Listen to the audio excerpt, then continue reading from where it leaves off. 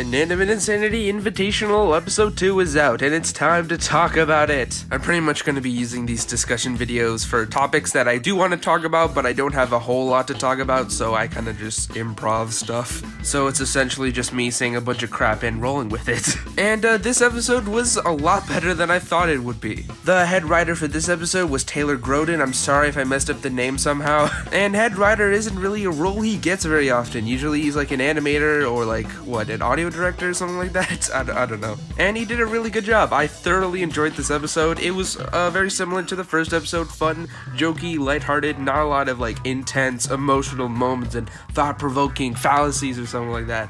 No, it was just a fun time, which is something I definitely respect. It was really, really nice. One of the contestants, being Tea Kettle, felt a little different and strange. She just didn't act the way she did in the first episode to me. In the first episode, she was like kind of sassy and a little laid back, thought of herself, overall level-headed. But here in like the first part of the episode, she was like offering hors d'oeuvres to everyone that she somehow made, and just being like a weird like controlling mother or something like that. She was going like crazy over the fact that no one was eating her hors d'oeuvres, and I was like, where did that come from? When was she ever like a mother? I don't know, it's not a huge deal, but like she just felt a little off and it was a bit strange. I don't know if she's gonna stay this way or if this was just like a one-time thing that Taylor just made weird for this one episode, but I don't know.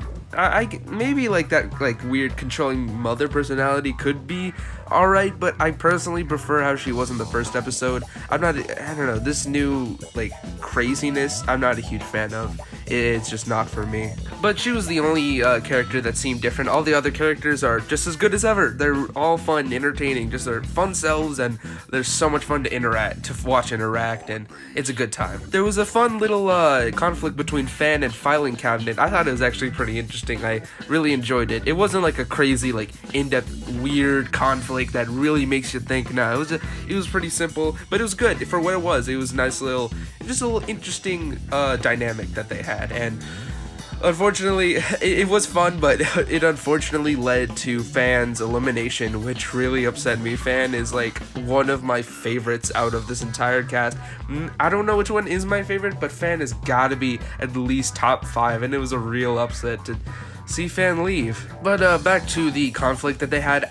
It was fun. It was just interesting to see that like Filing Cabinet had like a folder on everyone, had a file on everyone, just and their personality traits and how they act. It's very interesting and weird, but it does fit their personality a lot. That doesn't seem like something that Filing Cabinet would do, and I really like it. It's really believable and it's really interesting and weird. We can talk about the challenge. The challenge was when I first heard the challenge, I was really like, really? Are you serious? I didn't have much hope for the challenge to be very entertaining. The challenge was to for all the teams to think of a name for themselves, which I don't know, it just felt a little uninspired, not super creative, but it ended up being very entertaining, a lot more entertaining than I thought it would be. The entire challenge was essentially just the characters talking to each other and saying things and doing very minimal action, not a lot of fun stuff happening, unlike in the first episode where they had to fall off that cliff.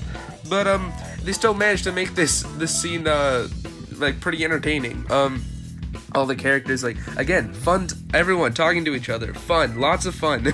Very entertaining for everyone to just mess around and be themselves and try to solve the situation in their own way. The way the challenge turned out was a little predictable, the way it ended. When the first team thought of the Sinkers, I was like, okay, that's a pretty cool name. And then the next team said the Thinkers, I was like, oh, okay, yeah, they rhyme, I get it. And at that point, I was like, okay, Team Pink is gonna say the Pinkers. Like, why wouldn't they? Why would they lose? Why would they miss out on that opportunity? It's like right there. Why wouldn't they do it? And of course, as I expected, Team Pink turned into the Pinkers. The animation looks as good as ever. Not a lot of changes there.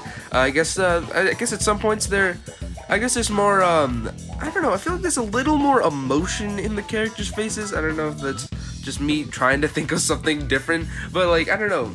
I feel like the characters feel I feel like the animators just took a little bit more creative freedom with the assets they were given. I feel like there were more mouths, I guess, like different mouths used. I don't know, but they looks nice. Everything looks really nice and simple and pleasant. There was also a little bit more music used, not a whole lot.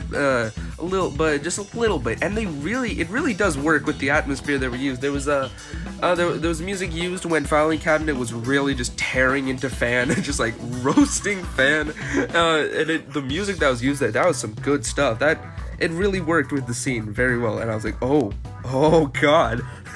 And it was well used. I liked it a lot. The elimination music is as good as ever. It really works with the atmosphere perfectly. Yeah, the scene with Candle and all the other contestants, I don't know if that counts as music, but the sound uses a really nice atmosphere for what's happening. Another thing about the elimination is that right before Fen gets eliminated, he whispers something to Test Tube. I have no idea what he whispered. When he says it, there's no sound coming out of his mouth. It's just complete silence, and it's just some lip syncing, and that's it. And we have no idea if the animator was told what to lip sync. Maybe they lip sync something that Fan actually canonically said, but we have no idea. Fan just says something, and Test Tube's like, yes, I will, eventually. And I was like, what did he say? I really want to know. And, but I guess we'll just have to wait. I do like the new role that Filing Cabinet is taking now. Filing Cabinet feels a little bit more like a villain, and I'm a bit scared of her, because she's smart, she's calculated, she knows what's up, she knows a lot of things, and she's a little bit intimidating because of that, and I think that would make her a pretty good villain. I don't know if they're pushing for her to be a villain, but if she were to be a villain, she'd be a pretty good one. So those are about all my thoughts on episode 2. I really liked it, and I like the direction the show's going. Taylor did a really good job, a lot better than I thought he'd do. I really enjoyed it. Like I said, everything I've said before. Characters are cool, animation's cool, story's cool. I like it. It's cool. So yeah, I'm excited for the 3rd episode, and I will catch you guys later when I'm actually working off a script. Alright, I'll see you guys later. Bye-bye!